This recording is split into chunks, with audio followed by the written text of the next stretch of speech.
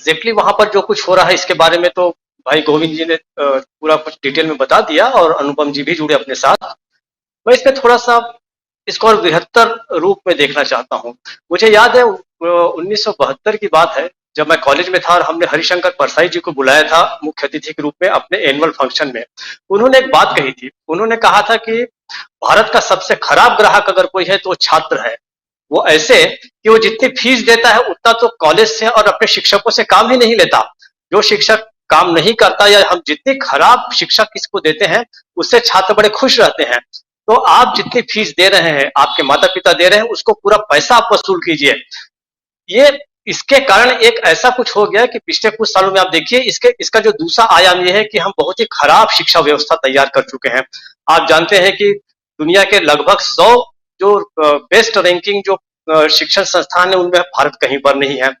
RBI की एक report आई थी 2017 में, उसने बताया था कि हमारे जो उच्च शिक्षा संस्थान है वहां पर लगभग 52% लोग ऐसे हैं जिनकी एम्प्लॉयबिलिटी ही नहीं है, वो काम करने के लायक ही नहीं है। तो मूल जो मुद्दा है इसके कारण ये हो रहा है कि बेरोजगारों की संख्या लगातार बढ़ रही है। दूसरी तरफ सरकार क्या कर रही है कि एक पॉपुलिस्ट एक तरफ का उसने वो किया है कि एक लोगों को आकृष्ट करने के लिए कि हम इतने करोड़ को रोजगार देंगे, हम इतने लोगों को नौकरियां देंगे। लेकिन छात्र ने अपने सरकारों की कभी भी सोशल ऑडिटिंग नहीं की। मैं इसमें काफी कुछ जिम्मेदार छात्रों को भी मानता हूं या छात्र नेताओं को मानता हूं कि इन्होंने कभी मिलकर इस पर आगे काम ही नहीं किया।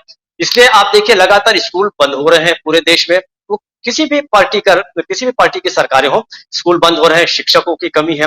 एक तो हमारी शिक्षा व्यवस्था बड़ी खराब, एम्प्लॉयबिलिटी है नहीं, और तीसरा सरकार जो है वो आपको केवल लोक लुभावन इस तरीके से वो दे रही है, लेकिन आप कभी पूछते नहीं 6 महीने के बाद, 1 साल के बाद। आंदोलन हो रहे हैं, जगह जगह हो रहे हैं। आप पिछले 2 साल 3 साल आप पहले आप देखिए कई अच्छे जेएनयू हो गया, जामिया मिलिया में हो गया, बीएचयू में हुआ, किस तरीके से छात्र आंदोलन हुए, उसको किस क्रूरता से किस निर्ममता से दबाया गया। तो जब तक मेरा अपना व्यक्तिगत विचार है कि राजनीतिक दलों की बैसाखियां छोड़कर जब तक छात्र एक साथ इकट्ठे नहीं होते पूरे राष्ट्रीय स्तर पर, हम अपने आसपास के भी देशों में देखें, म्यांमार में देखिए, हांगकांग में देखिए, बहुत सारे कोरिया में देखिए, छात्रों ने बड़े बृहद परिवर्तन किए हैं और अच्छी शिक्षा व्यवस्था वहां पर लागू करने के लिए सरकारों को मजबूर किया है। तो हमको सबसे पहले तो वहां पे करना चाहिए। अब आइए कि ये स्थिति क्यों हो रही है।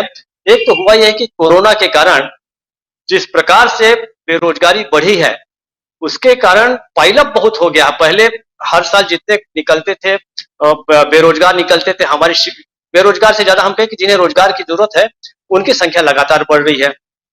दूसरे सरकारों के पास फंड्स है नहीं, सरकारें व्यर्थ का काम कर रही हैं। तो ये सारी चीजें भी देखने के लायक देखने की चीजें हैं। मैं इन घटनाओं की, आज की जो घटना है, परसों की घटना है, चाहे प्रयाग की हो, चाहे बिहार की हो, अन्य जगहों की, उसकी बहुत ज्यादा डिटेलिंग में इसलिए नहीं जाना चाहता कि हमसे अच्छा बताने वाले यहाँ बैठे हुए हैं, युवा हल्ला बोल के नेता हैं, बाकी लोग भी हैं। लेकिन मुझे लगता है कि हमें मूलभूत मुद्दों पर जब तक हम काम नहीं करेंगे ये स्थिति बनी रहेगी। और एक तरह से छात्र जो है, समझिए कि या पूरा समाज जो है एक बारूद के ढेर पर बैठा हुआ है। अलग अलग वर्ग जो है वो आक्रोशित है, उनमें छात्र भी है। लेकिन जब तक छात्र अपनी समस्याओं का हल करने के लिए एकजुट नहीं होते, अलग अलग पार्टियों के अंडर ये सब काम कर रहे हैं, क्यों नहीं ये उस पार्टियों को छोड़कर या अपने पार्टियों पर क्यों नहीं दबाव डालते कि आप छात्रों और युवाओं का जो मांगे हैं उसको पूरा करें और एक एम्प्लॉयबल, एक अच्छा समाज जो है जहां पर कोई बेरोजगार ना हो, वैसा समाज बनाने की वो बृहत्तर कोई भी योजना पे काम नहीं कर रहा है। और इसका सियासती परिणाम कितना होता मैं नहीं जानता। कारण ये है कि भारत एक ऐसा अजीब देश हो गया है कि यहाँ भूखे आदमी के लिए रोटी कोई इश्यू ही नहीं है, बेरोजगार के लिए रोजगार कोई इश्यू ही नहीं है। उसके इश्यू जो है वो बड़े भावनात्मक हो गए हैं। मूलभूत जो हमारे मुद्दे हैं उनको तो हम सब भूलते जा रहे हैं। और दुर्भाग्य से युवा और छात्र ये भी उन मुद्दों को भूल रहा है। उसको ये बिल्कुल एक तरह से बिल्कुल उसको इस बात की कोई फिक्र नहीं है कि हमारा आने वाला 10 साल, 15 साल, 20 साल, 25 साल कैसे गुजरने वाला है। तो अब देखिए, मैं तो चाहता हूं कि इसका असर हो और सरकार को बड़ी जबरदस्त वो पटकनी दे कि आप कर क्या रहे हैं। क्यों नहीं सरकार के पास हल्ला बोल है। मैं चाहता हूं कि हल्ला बोल, निश्चित रूप से समय है कि हल्ला बोल जो है बड़े तगड़े तरीके से न केवल केंद्र सरकार पे, तमाम सरकारों के ऊपर वो करे, अपनी डिमांड्स को लेकर सामने जाए और कहे कि रोजगार दीजिए। छात्रों और युवाओं को जान लेना चाहिए कि वो एक बहुत बड़े कुचक्र में फंसे हुए हैं। और ये जो कुछ भी हिंसा है या परीक्षाओं का स्थगन है, कमेटी बना देना, ये एक सुनियोजित तरीका है सरकार का हो ये गया है कि लोगों को लग रहा है कि भाई हमें कुछ रोजगार मिल जाएगा, कुछ ये हो जाएगा, तो नहीं। युवाओं और छात्रों को एक बहुत लंबी लड़ाई के लिए तैयार होना पड़ेगा। निष्ठुरता जो है इस सरकार की आदत है, टाल मटोल करना इस सरकार की आदत है, और बड़े सुनिश्चित तरीके से नागरिकों को जो है कमजोर किया जा रहा है। आज गणतंत्र दिवस है, तो गणतंत्र दिवस में आप, हमें पता है कि संविधान के पहले पन्ने पे लिखा है वी द पीपल। मुझे लगता है कि इस सरकार का बस चले तो उसको हटा के कर दे वी द गवर्नमेंट, हम सरकार। जनता को, सारे वर्ग जितने हैं उनको कमजोर करने की कोशिश की जा रही है, और युवाओं को ये समझना होगा कि अगर समाज का वो हिस्सा कमजोर होगा तो अगले 20 साल, 25 साल, 30 साल जो है वो बहुत बुरी हालत में भारत का समाज जीने वाला है और युवा वर्ग भी जीने वाला है।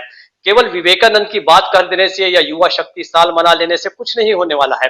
एक लंबी लड़ाई बहुत आवश्यक है, और मुझे ऐसा लगता है ये सब जो तरीके हैं, कमेटी बनाना, ये सब बड़ा ही एक नियमित किस्म का तरीका है किसी भी आंदोलन को टाल देना।